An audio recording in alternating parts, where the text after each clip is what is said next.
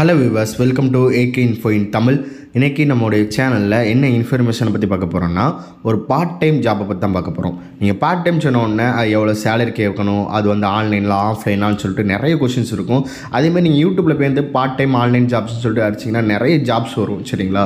So இதில் நிறைய ஜாப்ஸோடைய இது வந்து பார்த்திங்கன்னா ஆன்லைனில் இருக்கட்டும் இல்லை ஆஃப்லைனாக இருக்கட்டும், ஜெனியூனாக இருக்குமா, உண்மைத்தன்மை என்னன்னு சொல்லிட்டு நம்ம கண்டுபிடிக்க முடியுமான்னு பார்த்தீங்கன்னா ரொம்ப ரேராக இருக்கும். ஒரு சிலருக்கு வந்து முன்பணம் கேட்பாங்க.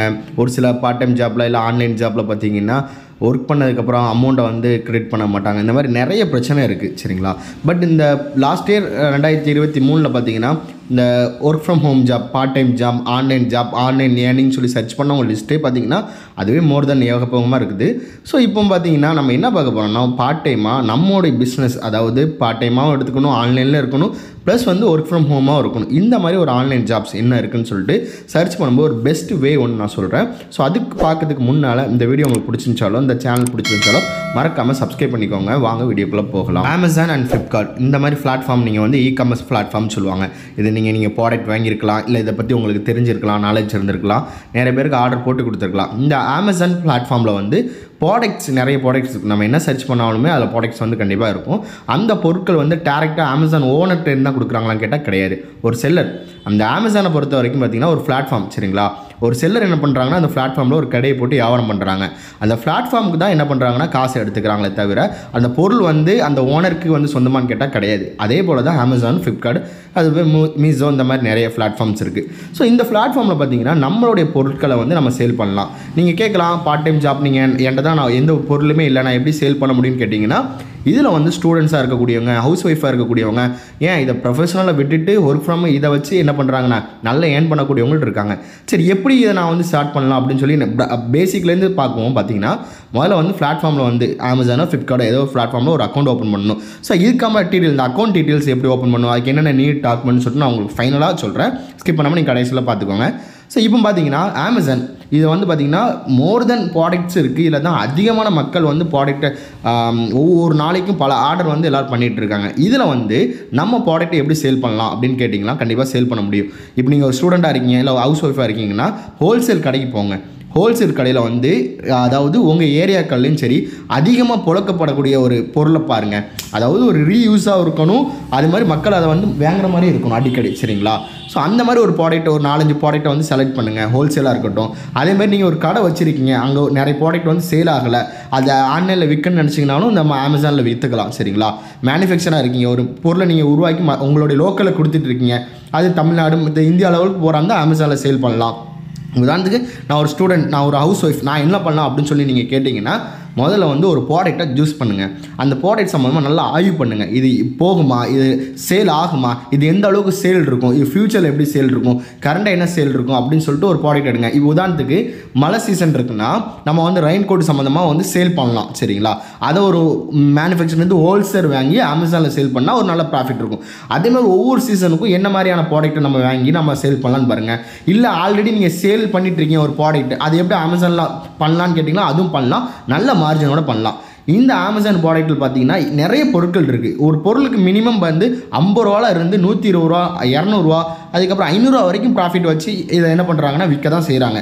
ஸோ நம்ம மினிமம் நம்ம வந்து ஒரு 50 ரூபா ஒரு பொருளுக்கு வந்து நம்ம லாபம் வச்சாலுமே ஒரு மாதத்துக்கு 200 பொருள் நம்ம விற்றுட்டோம்னா நமக்கு ப்ராஃபிட் மட்டுமே ஒரு 10,000 ரூபா கிடைக்கும். ஸோ இதான் இப்போ அமேசான் நீங்கள் எடுத்துக்கிட்டிங்கன்னா உங்களுக்கு யூசர் இன்டர்ஃபேஸ் எப்படின்னு தெரியும், சரிங்களா? இல்லை ப்ராடக்ட்டு நம்ம சர்ச் பண்ணும்போது பார்த்திங்கன்னா நிறைய ப்ராடக்ட் வரும். இப்போ நம்ம உதாரணத்துக்கு நீங்கள் ரொம்ப ரிஸ்க்லாம் எடுக்க வேண்டாம். அமேசானில் போய்ட்டு ஹேண்ட்கிராஃப்ட் மெட்டீரியல்ஸ் அந்த மாதிரி ப்ராடக்ட்ஸ் நீங்கள் எடுத்துக்கிட்டிங்கன்னா அதுவே நிறைய இருக்குது. ஹேண்ட்கிராஃப்ட்லேயே வந்து பார்த்திங்கன்னா நிறைய கொட்டிருக்காங்க. அந்த பாருங்கள், அதாவது ஒரு பாயில் ஒரு பை செஞ்சுருக்காங்க, அதுக்கப்புறம் பார்த்திங்கன்னா அந்த வலையில் ஒரு சம்திங் ஒரு டிசைன் கொடுத்துருக்காங்க, அதுக்கப்புறம் பார்த்திங்கன்னா நிறைய கொடுத்துருக்காங்க. இந்த கீழே நான் ஸ்வைப் பண்ணிட்டே பாருங்கள், இதெல்லாம் வந்து சிரட்டையில் பண்ணக்கூடிய ஒரு இதுதான். அதுக்கப்புறம் கீழே பாருங்கள், புக்ஸை வந்து நிறைய கிராஃப்ட் பண்ணியிருக்காங்க, செடி மாதிரி வந்து பேப்பரில் பண்ணியிருக்காங்க. இது நான் ஹேண்ட் கிராஃப்ட் மட்டும் சொல்ல வரல, hand craft one of the example. ஈஸியாக நம்ம வந்து என்ன பண்ணிக்கலாம்னா ஒரு மேக் பண்ணி ஒரு டிசைனாக மேக் பண்ணி நம்ம சேல் பண்ணலாம், சரிங்களா? இது பாருங்கள், மெயில் இறக, அதில் வந்து மாம் அண்ட் டேட்னு போட்டு டுபி அப்படின்னு சொல்லி கொடுத்து ஒரு சிம்பிளாக இருக்குது. ஆனால் அதுக்கான பொருள் பார்த்தீங்கன்னா 500 சம்திங் கொடுத்துருக்காங்க, 400 சம்திங். அதேமாதிரி இந்த இடத்துல பாருங்கள், இது கூட நல்ல சேலாக இருக்குது பாருங்களேன். அதாவது இது வந்து எனக்கு தெரிஞ்சு ஓலையில் பண்ணக்கூடிய ஒரு பொருள் மாதிரி தான் இருக்கும். ஸோ அதுவுமே நல்ல சேல் போயிருக்கு, 800. அதுவும் நல்ல ஸ்டாக் பார்த்துக்கோங்க, ரெண்டு தான் இருக்குன்னு சொல்கிறாங்க. அதுவுமே நல்ல சேல் போகுது. ஸோ ஆப்பையுமே வந்து எப்படி பண்ணணும், அதாவது இதெல்லாம் நீங்கள் வந்து யூடியூப்பில் போய் சர்ச் பண்ணாலும் தெரியும். ஹேண்ட் மேக் ப்ராடக்ட் சொல்லி நீங்கள் யூடியூப்பில் ஏதாவது சர்ச் பண்ணி அதை கூட நீங்கள் மேக் பண்ணி நீங்கள் என்ன பண்ணிக்கலாம்னா சேல் பண்ணலாம். ஸோ அது மட்டுமான்னு கேட்டிங்கன்னா கிடையாது. ஒரு லேடிஸாக இருக்கீங்க, ஒர்க் ஃப்ரம் ஹோம் பண்ணிட்டு, அதாவது வீட்டில் தான் இருக்கேன், என்னால் வெளியே வர முடியாது அப்படின்னு சொல்லுவாங்க. உங்களுடைய மொத்தமாக ஒரு ப்ராடக்ட் வந்து சேரீஸ், அதுக்கப்புறம் வந்து பார்த்தீங்கன்னா முஸ்லீம் பெண்களாக இருந்துச்சுன்னா ஃபர்தா என்ன பண்ணிக்கலாம்னா ஃபர்தா வந்து நீங்கள் இது பண்ணிக்கலாம், ஜூஸ் பண்ணிக்கலாம். அதுக்கப்புறம் அந்த ஃபர்தா, ஹிஜாப் இந்த மாதிரி நீங்கள் சேல் பண்ணலாம். இதுவுமே நிறைய இருக்குது. நீங்கள் ஹோல்சேலில் மொத்தமாக வாங்கிட்டு என்ன பண்ணுங்கன்னா அமேசானில் நீங்கள் வந்து சேல் பண்ண போகிறீங்க. இந்த சேல் பண்ணும்போது பேக்கேஜிங் அப்புறம் அந்த ஸ்டிக்கர்ஸ் இதை மட்டும் நீங்கள் கரெக்டாக பண்ணுற மாதிரி இருக்கும். மற்றபடி நிறைய ப்ராடக்ட்ஸ் இருக்குது. நம்ம வந்து துணி மட்டுமே கிடையாது. அதுக்கப்புறம் நம்ம பைக்குக்கு தேவையான, நம்ம ஸ்டூடெண்ட்ஸாக இருக்கீங்க, பைக்குக்கு தேவையான இந்த பொருள்ஸ்லாம் இருக்கும்ல, அதை நீங்கள் வந்து சேல் பண்ணலாம் மொத்தமாக வாங்கிட்டு. சரிங்களா? இப்போ உதாரணத்துக்கு வந்து ட்ரெண்டிங்காக இருக்குது பார்த்தீங்கன்னா பஞ்சர் லிக்விட்னு சொல்லிட்டு ஒன்று இருக்குது. அதை நீங்கள் ஹோல்சேலில் வாங்கி அமேசானில் சேல் பண்ணலாம். இந்த மாதிரி நிறைய ஐடியாஸ் இருக்குது. அதாவது நீங்கள் ஒரு ப்ராடக்ட்டை சூஸ் பண்ணுறீங்கன்னா அந்த ப்ராடக்ட் சம்மந்தமான உள்ள நாலேஜ் வந்து உங்ககிட்ட இருக்கணும், அந்த பொருள் சம்மந்தமான ஒரு நாலேஜ் இருக்கணும். இப்போ இந்த சீசனில் இந்த ப்ராடக்ட்டை விற்றா நமக்கு நல்ல சேல் இருக்குமா?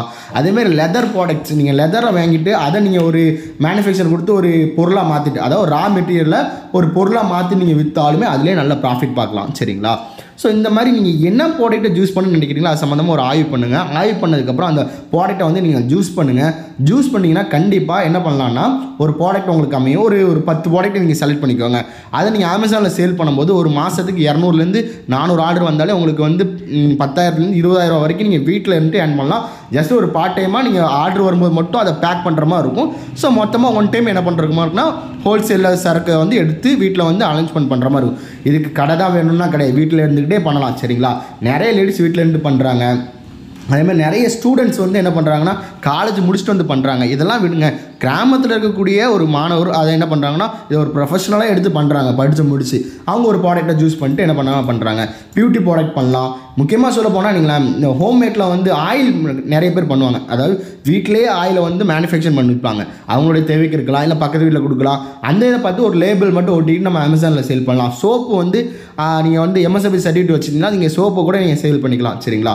ஸோ அமேசானில் நீங்கள் சேல் பண்ணுறது மூலிமா உங்களுக்கு ப்ராஃபிட், நான் சொல்கிறோம்ல, ஒரு மாதத்துக்கு நீங்கள் 200 ப்ராடக்ட் விற்கிறீங்க. ஒரு ப்ராடக்ட் மினிமம் உங்களுக்கு 50 ரூபா லாபம் கிடைக்குன்னா நீங்கள் வந்து ஒரு 10,000 மாதத்துக்கு எடுக்கலாம் பார்ட் டைம் லேட்டு. சரிங்களா? ஃபுல் டைம் கூட உனக்கு ஒர்க் கிடையாது. இந்த மாதிரி அமேசானில் நீங்கள் வந்து ஒரு செல்லராக இருந்தீங்கன்னா கண்டிப்பாக இது மூலமாக சம்பாதிக்கலாம். ஸோ இது சம்மந்தமாக உங்களுக்கு கூடுதல் தகவல் வேணும்னா நீங்கள் கீழே வந்து கமெண்ட் பண்ணுங்கள். உங்களுக்கு என்ன சந்தேகம் இருக்கோ அதை கீழே கமெண்ட் பண்ணுங்கள். ஆல்ரெடி நீங்கள் இந்த ஃபீல்டில் இருக்கீங்கன்னா உங்களோட எக்ஸ்பீரியன்ஸையும் கமெண்ட்டில் ஷேர் பண்ணிக்கோங்க குறிப்பாக. ஸோ இப்போ பாருங்க, இப்போ அக்கௌண்ட் க்ரியேட் பண்ணதுக்கு பார்த்தீங்கன்னா பேசிக்காக வந்து ஒரு அக்கௌண்ட் வேணும், அமேசான் அக்கௌண்ட் வேணும். அக்கௌண்ட் க்ரியேட் பண்ணதுக்கு வந்து உங்கள் பேரில் ஒரு பாஸ்புக் இருக்கணும், பேன் கார்டு இருக்கணும், அதுக்கப்புறம் வந்து GST ஐடி இருக்கணும், ஃபுட் மாதிரி ப்ராடக்ட் இருந்தீங்கன்னா MSME சர்டிஃபிகேட் இருக்கணும். இவ்வளோ தான் நீடு. சரிங்களா? இந்த சர்டிஃபிகேட் இருந்துச்சுன்னா நீங்கள் அமேசானில் சேல் பண்ணலாம் பார்ட் டைமாக.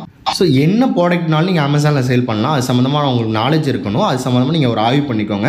இது சேல் பண்ணால் நல்லா ரீச் ஆகுமான்னு சொல்லிட்டு. ஸ்டார்டிங்கில் எடுத்தோன்னே ஒரு சில ப்ராடக்ட்லாம் ரீச் ஆகாது, அது போக போக தான் ரீச் ஆகும்.